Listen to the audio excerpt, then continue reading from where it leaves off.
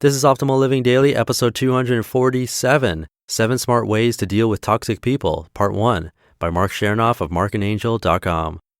Get ready to maximize your potential with Optimal Living Daily, the podcast that brings you the best in personal development and productivity every day of the week. Your optimal life awaits. Now here's your host, Justin Malik. Hello, and welcome to the Optimal Living Daily podcast, the podcast where I get permission from authors of some of the best blogs on the planet and read them to you all for free. I'm Justin Malik, your very own personal narrator. Every now and then I ask people on my mailing list what they're struggling with, and one common theme is dealing with negative people or toxic people. So I found this post from Marc and Angel, and it's actually one of their most popular posts with something like 250 some comments on it. So that sealed the deal. Figured I had to read it to you. It's a little longer than normal though, so I broke it up into 2 episodes. I'll read the first part today and then finish it tomorrow. So with that, let's jump right in and start optimizing your life.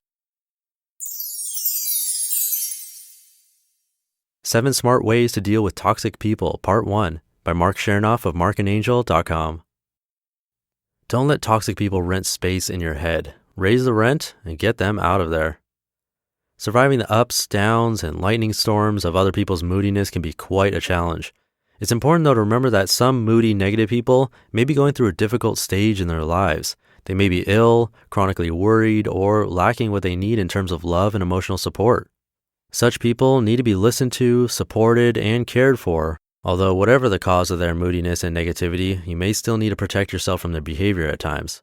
But there's another type of moody, negative behavior, that of the toxic bully, who will use his or her mood swings to intimidate and manipulate. It's this aspect of moodiness that inflicts enduring abuse and misery. If you observe these people closely, you will notice that their attitude is overly self-referential. Their relationships are prioritized according to how each one can be used to meet their selfish needs.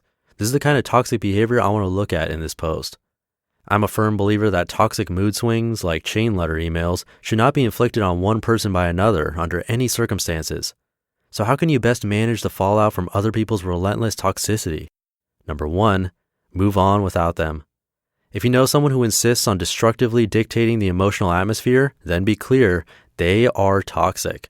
If you are suffering because of their attitude, and your compassion, patience, advice, and general attentiveness doesn't seem to help them, and they don't seem to care one bit, then ask yourself, do I need this person in my life?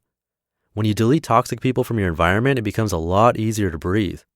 If the circumstances warrant it, leave these people behind and move on when you must. Seriously, be strong and know when enough is enough. Letting go of toxic people doesn't mean you hate them or that you wish them harm. It simply means you care about your own well-being. A healthy relationship is reciprocal. It should be give and take, but not in the sense that you're always giving and they're always taking. If you must keep a truly toxic person in your life for whatever reason, then consider the remaining points. Number 2, stop pretending their toxic behavior is okay.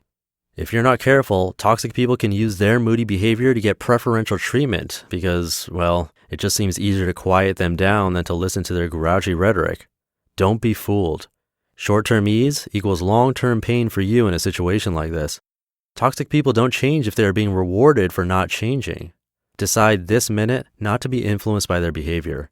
Stop tiptoeing around them or making special pardons for their continued belligerence.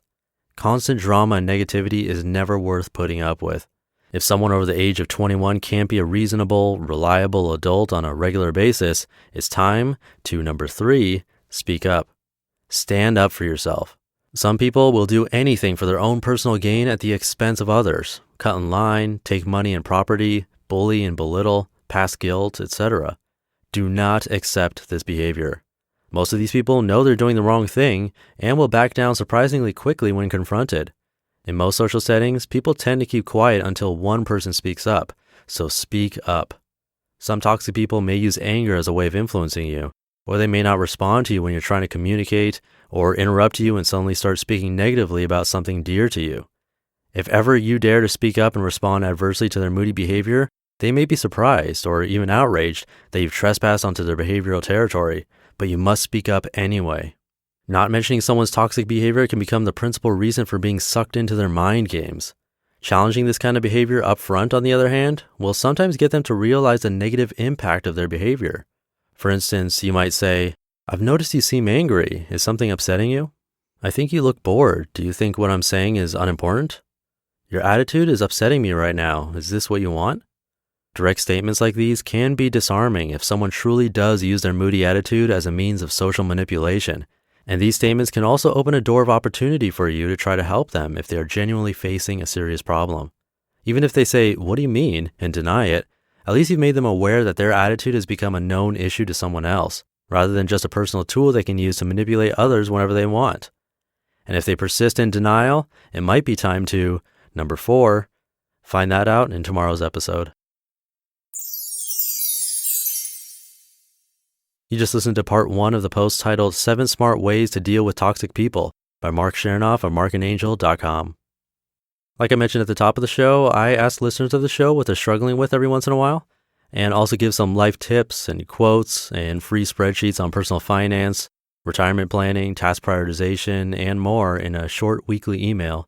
So if you want to be part of that and show some support in the process, you can join for free by visiting oldpodcast.com. Or for a super fast way to join, you can text the word optimal to the number 44222. Again, completely free, and it's just a really nice way to show that you like what you hear. I'll leave it at that. We'll wrap up this post tomorrow. So have a great rest of your weekend, and I'll see you in 24 hours, where your optimal life awaits. Hey, this is Dan from the Optimal Finance Daily podcast, which is a lot like this show, except more focused on personal finance. Justin handpicks the best posts he can find from blogs and authors like Ramit Sethi, Mr. Money Mustache, and more, and I read them to you 5 days a week. So if you enjoy this podcast, come on over and subscribe to Optimal Finance Daily too. And together, we'll optimize your financial life. You've been listening to Optimal Living Daily. Be sure to hit the subscribe button to stay up to date on each new episode, and head to oldpodcast.com. That's OLDpodcast.com for a free gift, as well as more actionable tips and resources to help you maximize your potential. Thanks for joining us, and remember, your optimal life awaits.